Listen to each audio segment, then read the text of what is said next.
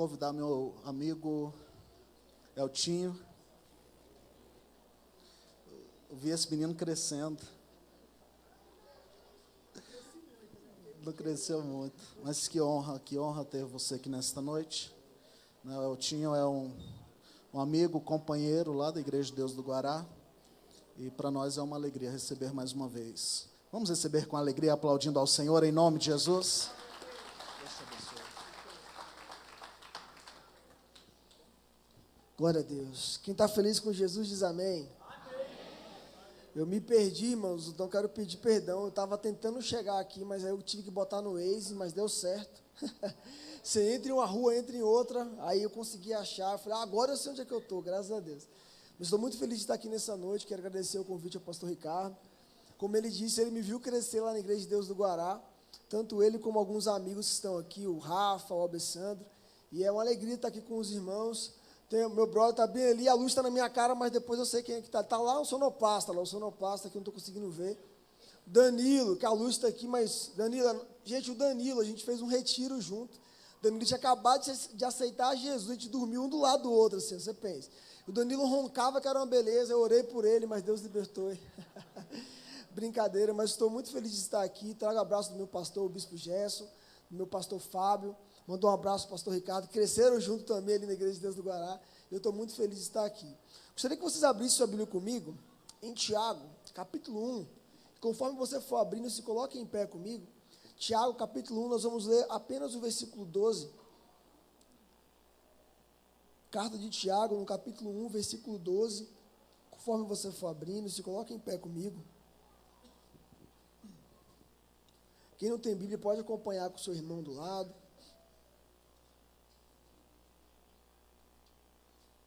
Está comigo também a minha esposa, meu filho Noah. Noah fez 10 meses sexta-feira, não é isso, amor? 10 meses. Gente, o tempo passa muito rápido. Já está fazendo a festa de 1 ano do menino, já, meu Deus do céu, o negócio passa rápido demais. Tiago, capítulo 1, versículo 12. Quem achou diz amém. Amém. A palavra de Deus diz assim: bem-aventurado o varão que sofre a tentação, porque quando for provado, receberá a coroa da vida, a qual o Senhor tem prometido aos que o amam. Vou ler novamente. Bem-aventurado o varão que sofre a tentação, porque quando for provado, receberá a coroa da vida, a qual o Senhor tem prometido aos que o amam. Pode se assentar. Gostaria que você não fechasse a sua Bíblia, porque nós vamos passar por alguns textos dela. Obrigado. A Bíblia, ela é linda. Ela narra histórias de grandes homens de Deus. E ela narra histórias de homens que venceram e tiveram grandes conquistas. A Bíblia narra a história de um menino de 16 anos, chegou diante do rei e disse: eu tenho capacidade de derrotar o maior inimigo do nosso exército. E aí o rei o armou com as suas armas, todas as suas amparatos de guerra. E aí ele olhou e falou assim: eu não sei lutar com isso, mas eu sei lutar com o que Deus me deu. E de repente, o menino está diante do gigante com pedras, com um pau, com uma vara na mão ali, o gigante até zomba dele, mas nós conhecemos a história. De repente, o menino derruba o gigante, pega a espada do gigante e o mata. Ali é a história de Davi. Nós conhecemos a história do povo de Israel, que de repente eles estão caminhando diante de uma cidade, dando voltas e voltas durante 7 dias e 7 noites. No 7º dia, eles rodearam em silêncio, mas no 7º dia Deus disse: vocês vão bradar. E quando vocês bradarem, vai cair as muralhas. E de repente as muralhas caem. Nós já lemos os livros de Juízes, que nós vemos um homem tão forte como Sansão, que matou os filisteus. Nós vemos ali Débora, que foi juíza de Israel, e julgou o povo, e libertou o povo junto com Baraque. Nós conhecemos a história. Mas a Bíblia, ela nos narra não apenas dias bons, não apenas dias de vitória, mas a Bíblia também nos narra dias maus. Dias onde a provação chega, onde o dia mau chega, onde o vento forte sopra sobre as velas do nosso barco e parece que as coisas vão cair, as coisas vão ruir. É justamente isso que esse capítulo 1, versículo 12 de Tiago diz.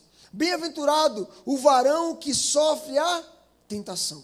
O varão que sofre a provação, o varão que passa pelo dia mau. E quando a Bíblia fala varão, a Bíblia está falando tanto do homem como da mulher. A pessoa que passa pelo dia mal. A verdade é que nós vivemos em um tempo onde, quando a gente fala de dia mal, a gente fica assim... Ninguém gosta de sofrer, irmão. Ninguém gosta de passar o dia mal. Ninguém gosta de ficar doente. Ninguém gosta de ficar no hospital. Ninguém gosta de dever alguém. Ninguém gosta de ter falta na sua despensa. Ninguém gosta disso. Quem gosta? Mas o texto diz que é bem-aventurado aquele que passa pela tentação. Porque quando for provado, receberá a coroa da vida. Sabe, a Bíblia conta a história de um homem chamado Jacó. Em Gênesis, capítulo de número 32, se você quiser abrir comigo, Gênesis 32, versículo 22, fala que Jacó está prestes a encontrar com seu irmão Esaú. Você que está anotando, se você quiser anotar o tema dessa mensagem, é as 3 visões de um vale. Pode anotar assim, as 3 visões de um vale. Eu quero falar sobre o dia mal hoje. Uma coisa que ninguém gosta de falar. Sobre as provações da vida. Jacó, ele vai encontrar com o irmão dele. E aí ele faz algo e ele já é frouxo nisso que ele faz. Ele pega os filhos, ele pega as esposas e faz o quê? Vão na frente. Passam eles na frente. Por quê? Porque se Esaú vê vocês primeiro, não vai matar criança. Não vai matar mulher. Ele quer a mim. Ele está querendo que Esaú já o visse com misericórdia. Só que ao passar ali a sua família, de repente ele passa a família dele. E aí ele fica aqui. Quando ele fica, ele vê um homem diferente andando no meio das pessoas da família dele. E ele pega esse homem, agarra esse homem, e ele começa um jiu-jitsu com ele ali. Começa a lutar. E aí ele luta com aquele homem, porque ele sabe que aquele homem não era qualquer pessoa. E ele luta agarrado com ele. Ele luta e fica agarrado com aquele homem, luta. E de repente, o homem olha para ele e fala assim, me solte. O dia já está amanhecendo. E ele fala, não te solto enquanto você não me abençoar. E nós conhecemos a história. E aí o homem vai e toca na coxa de Jacó. Jacó solta o homem, e aí o homem pergunta qual é o seu nome, e ele fala, meu nome é Jacó. E aí ele vai, começa a conversar, e ele vai e abençoa Jacó. Você não se chamará mais Jacó, mas Israel. Príncipe de Deus. Você lutou com Deus e... Gente, isso é lindo demais. Só que antes de Jacó lutar com esse homem, ele atravessa um lugar. E esse lugar se chama Val de Jaboque. Para Jacó ter um encontro com Deus, ele atravessa o vale. Para Jacó ter o nome dele transformado, ele entra no vale. O problema é que nós não queremos entrar no vale. Nós queremos passar longe do vale, nós queremos passar longe do dia mau, nós queremos passar longe das provações. E são as provações que nos transformam. São as provações que nos moldam. O Val de Jaboque, geograficamente, eu vou te explicar. Digamos que isso aqui é um grande vale. Tem montanha de um lado, montanha de outro. O val é o começo do vale. Tem um ribeiro, é um pouquinho de água, é um rio pequeno. E ele atravessa aquilo ali com facilidade.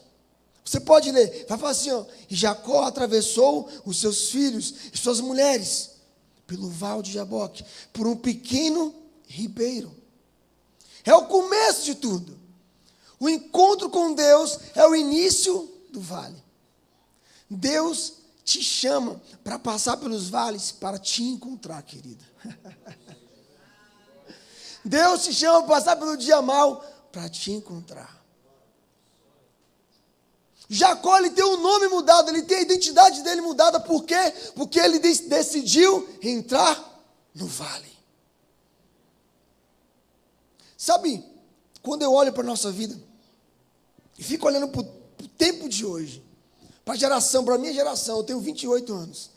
E aí, eu vejo os meninos e falo assim, ai meu Deus, meu celular quebrou, roubar, e cria todo um negócio assim, sabe? Ai meu Deus, eu tô ruim na faculdade. Eu fico olhando assim, eu fico assim, gente, esse povo não sabe o que é aprovação, não. Ai, o pessoal na igreja fica me zoando, lá na faculdade me zoa, zomba da minha cara porque eu sou crente. Eu fico assim, o pessoal não sabe o que é perseguição de verdade. Ah, eu estou aqui, eu perdi meu emprego. Você perdeu seu emprego. Mas às vezes você tem seu pai e sua mãe que vai sustentar você lá por um tempo e te ajudar. As pessoas não sabem o que é o dia mau de verdade. E esse texto diz que Jacó, ele entra no vale e começa a lutar com Deus. E o primeiro encontro no vale que nós temos, no Val de Jaboque, é porque Deus quer mudar a nossa identidade, querida. Vou te fazer uma pergunta. Quem é você em Deus? Eu sou... Não sei, Elton. Eu sou discípulo, eu sou servo de Deus. Eu sou amigo de Deus, eu sou membro da igreja de Deus. Vicente Pires, no Brasil e no mundo. Quem é você em Deus? Jacó tinha uma identidade. A identidade dele era de mentiroso, de ladrão. O nome dele já era isso. Porém, o que Deus queria mudar era justamente quem ele era. Os vales mudam quem nós somos, porque faz com que nós paremos de olhar para nós mesmos e comecemos a olhar para os céus, para Deus, quem Deus é.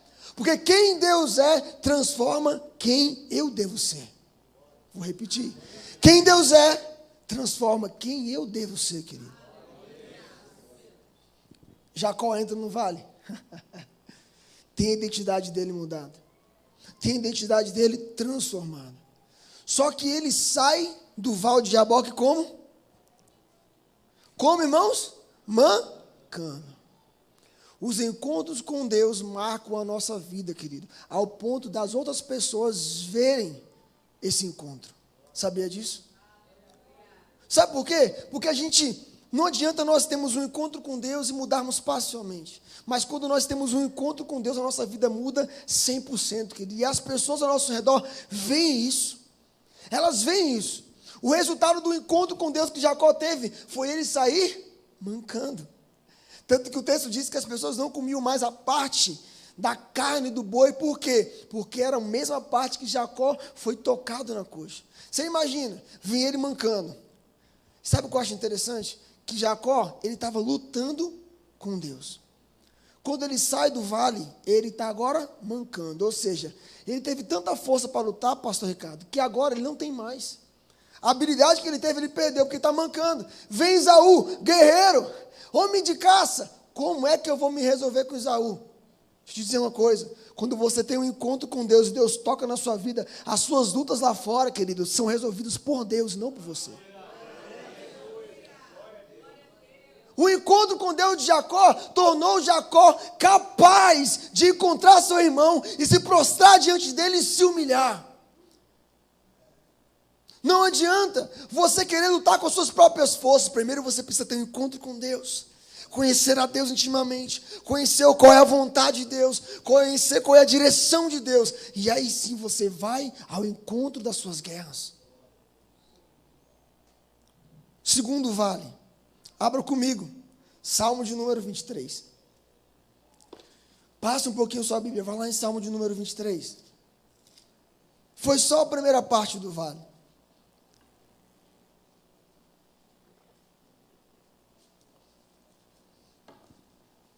O vale, ele é uma montanha. Você tem um início, você tem um meio e você tem um final. Tem um filme que eu assisti há muitos anos atrás. Quem assistiu aqui? Procurando Nemo. Procurando Nemo. A igreja toda. Procurando. É muito antigo esse filme. Tem uma parte do filme que chama muito a minha atenção. Eles estão no meio do mar, passam por uma situação que eles nem acreditam. Estão lá no meio de uma profundidade, eles saem, e estão aqui conversando e tal.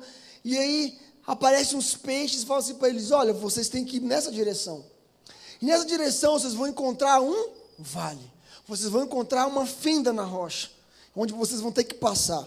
Preste atenção, não nade por baixo, não nade por cima, nade pelo meio. Por cima tinha uma grande dificuldade. Quem lembra? Um mar de águas vivas. Água viva, você toca nela, você se queima. Só que aí no meio da situação, o peixinho faz o quê? Engana a outra e, opa, vamos pelo caminho que parece ser mais fácil. O que eles fazem? Nadam por cima. E a história é, os dois quase morrem. Salmo de número 23, versículo 4, diz assim: ainda que eu andasse pelo vale da sombra da morte, não temerei mal algum. Porque tu estás comigo, a tua vara e teu cajado me consolam. Sabe qual é o problema? É que nós entramos no vale, temos a nossa identidade transformada por Deus, mas quando a gente olha que lá no meio do vale tem sombra, se tem sombra está escuro, se está escuro você não consegue enxergar, ou seja, você perde o controle. No meio de um vale, o rio se torna mais intenso, se torna mais forte, tem corredeiras, tem pedras afiadas. Se você tiver com barco, você pode ter teu barco indo a pique, quebrando ali, entrando água, você pode até morrer. Mas o vale vai dizer, a palavra de Deus vai dizer, ainda que eu andasse pelo vale da sombra da morte, eu não vou temer, porque tu estás comigo. Nós tememos entrar no vale, mas nós esquecemos quem está no vale conosco é Deus. O texto diz que a tua vara e teu cajado me consolam. Queridos, vara e cajado. Cajado, negócio grande. Vara, eu já apanhei de vara, eu sou de Salvador, então, irmãos, já apanhei de vara, de fio, cabo de vassoura, sandália, tudo que você imaginar. Eu fui um menino assim, não muito, entendeu? Para eu converter, Jesus me converteu na vara. Agora você imagina vara de goiaba, irmão, não quebra. A mãe bate, a vara continua inteira, eu nunca vi um negócio dele. Rapaz, pensa comigo, uma vara e um cajado. Andando no meio do vale. A ovelha não está conseguindo ver nada, mas o pastor está vendo. Ele está guiando. Bora, para cá. Bora. Para cá, para cá. Opa, reto, anda. Esse texto está dizendo que a vara e o cajado o consolam. Que consolo é esse? Sabe, a gente acha que Deus é o tempo inteiro bonzinho, irmãos. Já viu isso? Não, a gente está no tempo da graça, Deus é o tempo inteiro bonzinho. É mesmo. E Jeremias que disse que o barro quebrou na mão do oleiro. Moendo barro. E quando João vai profetizar sobre Jesus, vai dizer, ele tem a sua pá, aonde ele vai tirar o joio, jogar para fora, e vai separar o trigo. E quando Pedro escreve dizendo que nós seremos provados como pedras preciosas no meio do fogo. Deus está conosco no meio do vale, mas Ele está nos corrigindo. Deus está corrigindo a nossa rota. Você quer ir para a direita, Deus não, para cá. Você quer ir para a esquerda, Deus não, para cá. Eu quero que você ande aqui, na minha vontade. O meio do vale, querido, parece morte. E vai ter morte mesmo. Vai ter a morte do seu ego. Vai ter a morte da sua vontade. Vai ter a morte daquilo que você acha ser certo. Vai ter a morte daquilo que você pensa sobre Deus. Sabe por quê? O apóstolo Paulo escreve em Romanos capítulo 12, versículo 1. Rogo-vos, pois, irmãos, pelas misericórdias de Deus, que apresentei os vossos corpos como sacrifício vivo.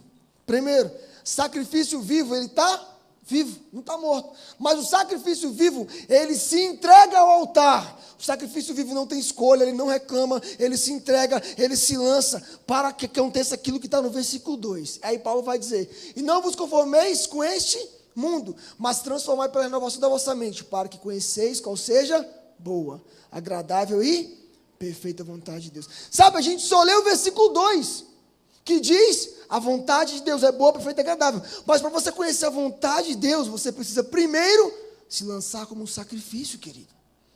Não adianta você querer conhecer as coisas de Deus, conhecer o profundo de Deus, conhecer o que Deus tem para o seu futuro, para a sua vida, para a sua família, se você não se lança como sacrifício vivo. É por isso que Davi vai dizer que a tua vara e o teu cajado me consolam. Que consolo é esse? É isso mesmo, Deus, pode bater. É isso mesmo, Deus, pode me guiar. Está doendo, mas eu prefiro que o Senhor vá me guiando e botando no caminho reto do que eu me desvie para a direita ou para a esquerda. O vale da sombra da morte, tem que ter morte. Tem que ter morte.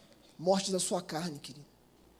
Gálatas capítulo 5, versículo 17 diz que a carne milita contra o espírito e o espírito contra a carne, e ambos são opostos entre si. Sabe, já percebeu que a gente deixa muito fácil a carne vencer? É muito fácil. No dia a dia normal, vou comprar um carro. Aí o pessoal compra o carro dá problema, quebra, acontece um monte de coisa. Vou fazer uma faculdade, você faz faculdade, 2 anos fazendo faculdade, você vai e sai do curso. O que eu fiz? 2 anos, perdi 2 anos na minha vida estudando uma coisa que eu nem vou usar. Mas a pergunta é, quando você foi dar o primeiro passo, você deixou que a vara e o cajado de Deus te guiasse ou você tomou a atitude com suas próprias pernas? A gente quebra muito a cara, irmãos. Só que nós deveríamos entender que Deus não nos chamou para ser discípulos, Deus te chamou para ser servo, Deus me chamou e te chamou para ser filho dele. E filho conversa com o pai, querido. Filho pergunta, Deus, o que o Senhor quer que eu faça? Deus, qual a direção eu devo tomar? Deus, me guie. Tem momentos que os céus vai ficar em silêncio para você, mas ainda assim que os céus estejam em silêncio, isso não significa que Deus não esteja agindo, querido. Deus está te guardando, te guiando. Deus não está respondendo, tudo bem, então eu vou esperar.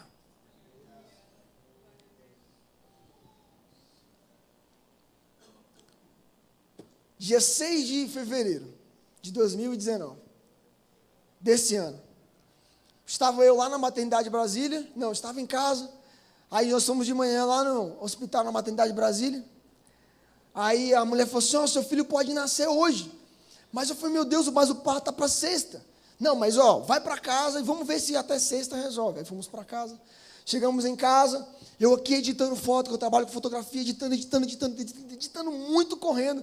E aí deu 6 e pouca da tarde, de repente a minha esposa falou assim, amor, oi, eu acho que estourou a bolsa. Aí eu, meu Deus, acho que é a coisa que o homem não quer ouvir, estourou a bolsa. Estourou a bolsa. Aí eu falei, meu Deus, o que eu faço? Aí eu olhei no quarto, quando cheguei no quarto, a cama toda molhada. Eu falei, meu Deus, é agora. Aí eu já corri no quarto, calma aí, já vesti a roupa. Liga para minha mãe, liga para sua mãe. Ela, calma. Foi no banheiro, irmãos, tomou banho. Começou a se maquiar. Falei assim, meu Deus. Típico de mulher. Mulher tem uns negócios na cabeça que eu não entendo. Começou a se maquiar. Não sei o quê. Fomos para a maternidade. 10 e pouca da noite o Noah nasceu. Tudo bem até aí. Lindo. Na madrugada minha esposa teve uma alergia, anestesia. Deram um antialérgico nela. Fiquei lá com o Noah no colo, assim, ó. Virei a noite inteira olhando para ele. Falei, nossa, que fofinho. Cheirando ele, aquele cheirinho de bebê que é maravilhoso. Os 3 primeiros meses do bebê, irmãos, tem um cheiro que é único, assim, não volta mais. Aí eu cheirando. Segundo dia, fomos para o quarto. Chegamos lá, a minha esposa tentando dar de amamentar para o Noah. E ali começava os piores 40 dias da minha vida. Os piores 40 dias da minha vida. Ela tentando amamentar o Noah e nada dando certo. O menino não queria comer, ela não conseguia, e o peito machucando, e tal. E daqui a pouco o peito que estava machucando começou a ferir, e não sei o quê. E aí a gente ficou, em vez de ficar 2 dias, a gente ficou quase 4 dias. Aí entrou uma pediatra, conversou com a gente, doutora Juliana, e ela falou assim, ó, se ele não comer, vocês não podem sair aqui do hospital. Aí veio a enfermeira, falou com a minha esposa, ajudou ela, e aí ela, vou conseguir amamentar ele, recebemos alta. Quase meio-dia. Fomos para a casa da minha mãe. O plano era ir para a casa para a minha casa, da Danusa. Tinha lembrancinha, um monte de coisa. Mas os planos mudaram. Fomos para a casa dos meus pais. Chegamos ali, aquela coisa e tal. Quando é de noite, a Danusa começa a chorar. Fala assim, eu não vou conseguir amamentar ele. Meu peito está doendo muito. De madrugada, a gente pega a criança, põe a criança no carro, vamos no hospital. Chegamos lá, um médico carniceiro lá, carniceiro mesmo, que ele ria da situação, literalmente, enquanto a minha esposa chorava, ele ficava rindo. Aí ele foi, receitou uma fórmula, pegamos a fórmula, voltamos para casa. Chegamos ali, toda vez que o Noah ia tomar uma mamadeira, a minha esposa virava um rosto para a parede e começava a chorar. E eu falei assim, Deus, o que está acontecendo? Deus, o que está acontecendo? 5º dia, 6º dia, 7º dia, e tudo desandando. Aí, a gente foi até um banco de leite, lá na maternidade de Brasília, conhecemos uma enfermeira, e ela falou assim, olha, eu faço atendimento particular em casa. Eu falei, quanto custa? Não quero saber quanto custa, dessa conta eu vou transferir para você agora. Eu gastei toda a minha reserva que eu tinha, nesse período que a gente passou. Transferi o dinheiro para ela, ia na minha casa, periodicamente, tentar ensinar a Danusa a amamentar, e o peito dela sangrando, e nada dava certo. E, de repente, ela aprendeu uma técnica que ela sentava no sofá, e ela ficava ali ordenhando, para dar o leite dela para o bebê. Só quem é mãe sabe que quer que o filho tome o próprio leite dela. E ela sentava no sofá, ela ficava de 5 horas da manhã, irmãos, até meio-dia. Ela não comia, não bebia, não fazia nada. Ela ficava olhando por nada, assim, com o olho cheio de olheira, assim, ó. E eu falei, amor, para com isso, vai dormir um pouco. Não queria comer nada. Num curto período de tempo, a minha esposa perdeu tanto peso que nenhuma roupa servia nela. Fomos lá no pós-operatório, chegamos lá. o obstetra perguntou, Danusa, e aí? Como é que tá as coisas? Aí minha mãe, que ela é baiana, não tem papo na língua, né, irmão? Tá ruim, doutor. Essa mulher tá com depressão pós-parto. Desse jeito. Minha mãe é uma graça. Aí a minha esposa começou a chorar do lado do médico. O médico viu. Danusa, eu acho que você precisa de acompanhamento e tal. Receitou um remédio para ela, controlado, um antidepressivo, e nós fomos para casa. A partir daquele dia estava diagnosticado que minha esposa estava com depressão pós-parto. O médico virou para mim no particular e disse, Elton, você não pode deixar o Noah sozinho com a Danusa. Você não pode. Você tem que olhar ela 24 horas. Aí, nesse período, ele começou a ter cólica. Madrugada, o Noah chorando com cólica, e a Danusa se virava para a parede e começava a chorar. Aí eu, andando dentro de casa, pegava óleo, pastor. Tudo que eu conhecia de Bíblia, eu orava. Deus de Abraão, Deus, eu conheço a Bíblia. Deus, eu li essa Bíblia tantas vezes.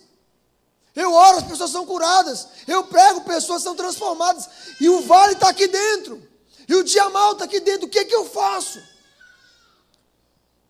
De repente, estou vendo minha esposa muito mal, muito mal. Eu falei, Deus, a minha esposa vai morrer. Eu vou perder minha esposa. Aí eu consigo contato de uma psicóloga. Levo ela no psicólogo. Um anjo de Deus. Um anjo de Deus. E começou a fazer terapia com ela e aconselhar ela. Tinha dia que a minha esposa sentava, ficava olhando para o nada. Chorava no sofá umas 5, 6 horas seguidas. Aí levantava. Eu ficava assim, meu Deus, o que eu faço? Mas o tempo foi passando, foi passando, foi passando, foi passando. E ela foi tendo acompanhamento, acompanhamento, acompanhamento. E aquele dia mal foi passando, foi passando, foi passando. Aquela temporada de ventos fortes foi passando, foi passando, foi passando. E de repente a gente acha que acontece assim, né, irmãos? O de repente de Deus demora tempo para acontecer, querido. Ela foi melhorando, melhorando, melhorando, até ficar boa. Até conseguir pegar o Noah no colo. Até conseguir entender que aquilo que ela passou, muitas mulheres passam. Que aquilo que ela estava vivendo, muitas pessoas já viveram. Mas ela deveria seguir em frente. Sabe, o dia mau acontece com todo mundo, querido. A tempestade vem na casa de qualquer pessoa. A verdade é, se você está disposto a deixar o bom pastor continuar te guiando, ou você vai desistir no meio da jornada. Eu olhava para minha esposa, orava por ela, falava assim, Deus, cure essa mulher. Faça algo, Jesus. Faça algo. Mas nada acontecia.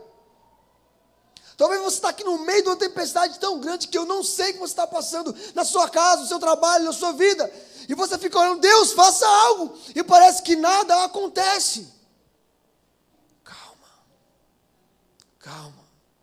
O bom pastor está te guiando, querido. O último vale é o vale da esperança. Ezequiel capítulo 37. Abra a sua Bíblia comigo. É o vale que parece que tem menos esperança. Mas é o vale que quando Deus fala que há esperança, querido. Ezequiel 37. Já estou terminando.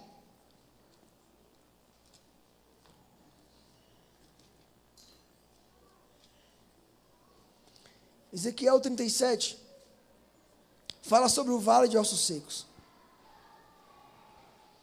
De repente, Ezequiel está no meio de um vale. E eu vou te explicar algo. Quando alguém entra no processo com Deus, passa pelo encontro com Deus, passa pela morte do ego, a morte da sua vontade, mas existe no meio do caminho, deixa eu te dizer algo. O fim do vale é apenas osso seco, querido. Não desista do processo de Deus na sua vida.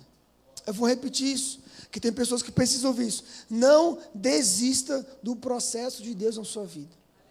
Elton, o que é processo? É a sua vida com Deus. É o seu caminhar com Deus. Você está sendo aperfeiçoado por Deus, querido. Acredite nisso. Você está sendo aperfeiçoado, Elton, para quê? Para quando você chegar na eternidade, você entender tudo que você precisava ter passado realmente aqui na terra. uma coisa que na Bíblia não conta. Pastor Ricardo, Jó passa por tudo. Jó 36, Deus fala assim, Jó, você me questionou, falou um monte de coisa, agora cinge os teus lombos que eu, Deus, vou falar com você. Você não é homem, Jó? Para me questionar, aonde estava você no dia que eu criei a terra? Jó, A pergunta é, Deus explicou para Jó o porquê do dia mau? Sim ou não? Não. Deus me explicou o porquê do dia mau? Não. Mas em janeiro desse ano, Deus disse assim para mim, Elton, se prepare para os próximos 365 dias. Conte no calendário. Porque eu, Deus, farei algo na tua vida. Eu nunca contei isso em nenhuma igreja. Só minha esposa sabe e alguns amigos íntimos. Deus falou assim comigo, em janeiro, prepara, até o ano que vem, até essa data, prepara, que eu vou fazer algo na sua vida. Irmãos, passa um mês, eu já caio dentro do vale, querido.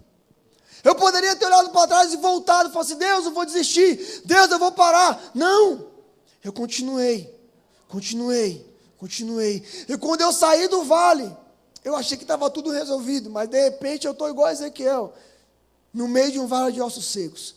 Sabe, o vale de ossos secos, ele nos mostra que há esperança, querido. Elton, não tem como ter esperança, está tudo seco. Tem esperança, porque o Deus que criou os ossos está lá.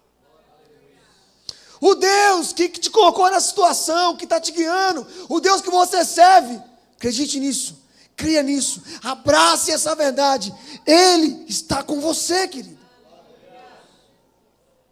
O texto diz, estou no meio do vale, está sequíssimos. Não está seco, está sequíssimos, Deus. Se eu passar a mão aqui, vai esfarelar de tão seco que está. Se eu passar a mão, Deus, na minha situação aqui, vai descontrolar tudo. Deixa eu te dizer uma coisa. Quando Deus diz que há esperança, há esperança. Quando Deus diz que há esperança, há esperança. O texto diz, profetize, declare, fale palavras, declare, abra sua boca, fale, declare a palavra de Deus. Sabe qual é o problema, querido? A gente chega no final do vale, a gente está passando por um processo com Deus, a gente olha para a situação, a única coisa que a gente faz é reclamar. Oh Deus! Está ruim, oh Deus, que situação é?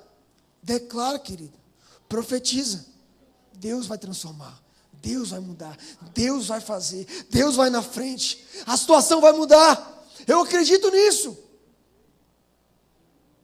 Aí o texto diz, que Ezequiel parou no meio do vale, e começou a profetizar, que haja tendões, que haja carne, que o exército fique de pé, e aí eles começam a ser transformados. Mas o versículo que eu quero falar aqui, querido, para fechar aqui, é o versículo 10. E profetizei como ele me deu ordem. Então o Espírito entrou neles, e viveram, e se puseram em pé, um exército grande e forte, querido, poderoso. Eu quero te dizer algo, Gálatas capítulo 4 diz que foi nos dado o Espírito de Deus, que clama Abba Pai. Esse Espírito de Deus mora em nós. Em Gênesis 1, ele paira sobre as águas. Em Gênesis, em Êxodo, Levítico, até Malaquias, o Espírito de Deus vinha e voltava para os céus. Mas em Atos, capítulo 2, de repente, esse Espírito veio para morar em mim e em ti, querido. Esse Espírito é o Espírito de poder de Deus. Ele mora em nós. Ele tem poder para te dar força para passar essa dificuldade. Ele tem poder para te dar visão, para você olhar lá na frente. Ele tem poder para te dar armas, para você derrubar essas muralhas, querido. Há esperança, querido, no vale. Mas você não pode desistir. Fique em pé comigo nessa noite. O Ministério de Louvor pode vir aqui em cima. Eu quero ler novamente Tiago.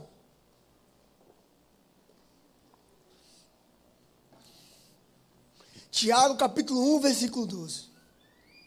Bem-aventurado o varão que sofre a tentação, porque quando for provado, receberá a coroa da vida, a qual o Senhor tem prometido aos que o amam. Sabe, eu não sei como é que você veio aqui nessa noite. E quando eu cheguei, a Danusa falou assim: amor, é Santa Ceia. Eu falei: olha, é Santa Ceia. Tem um texto que ele conta a história de um homem. Ele estava em uma terra desconhecida, em uma terra esquecida, uma terra que ninguém queria morar. Mas esse homem tinha uma marca em seu corpo. Ele era aleijado. Naquela época não tinha cadeira de rodas. De repente, para na frente da casa dele uma carruagem de rei. E fala assim: olha, o rei está te chamando. Ele entra na carruagem com as pernas quebradas, com roupa de mendigo. Vai se arrastando até chegar diante do rei. O rei olha nos olhos dele e diz assim: olha, tudo que era da tua família vai ser restituído. Vem um aleijado se arrastando. Todo mundo olha torto, fica assim: que criança com Deus fraca, que está frágil, que está querendo se afastar da presença de Deus. Nessa noite o rei te chama para um renovar, querido. Pode vir aqui à frente, nós vamos orar juntos. Pode vir aqui à frente, eu quero orar com você. Eu quero orar por você. Aonde está você que a sua fé está frágil? A sua fé você está quase se afastando da presença de Deus. Você está quase longe de Deus. Essa ministração é para você, querido. É você que é crente mesmo, que está com Deus há tantos anos e duvida do agir dele. Vem aqui à frente, eu quero orar com você. Eu quero orar por você que se sente fraco, por você que está aí, sem dormir, você que não consegue ter paz no seu sono. Você põe a sua cabeça no travesseiro e a única coisa que vem é pensamento, é maldade no seu coração, é tanta tribulação que você não tem paz ao dormir. Vem aqui à frente, eu quero orar por você, querido. Tenha coragem hoje, deixe o Espírito Santo de Deus renovar seu coração. Não fique preso nesse banco aí não. Vem aqui à frente, eu quero orar por você. Eu quero orar por você para que Deus te dê força para você sair desse vale. Eu quero orar por você para que Deus te dê